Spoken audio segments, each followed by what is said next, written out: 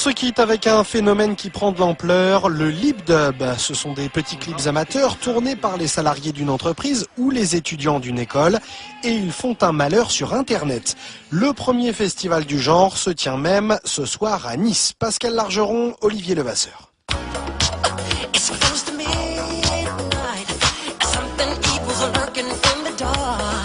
Ils ne sont ni comédiens ni chanteurs, simplement étudiants. 150 élèves de l'IUT de Rouen avec un défi, presque une folie. Refaire en une seule prise le Thriller de Michael Jackson. 2 jours de préparation, 1 jour de tournage et un résultat étonnant. La séquence dure 7 minutes, tous les élèves apparaissent dedans. Un film en guise de bizutage intelligent. L'IUT, on est divisé en petits groupes. Et il y a plein de gens, on les voit pas forcément puisqu'on n'est pas au même endroit au même moment. Et là, ça nous a permis de vivre quelque chose à 130 personnes d'extrêmement fort. On a réussi à vraiment intégrer et donner une bonne ambiance entre les deux promotions, à souder tous les groupes.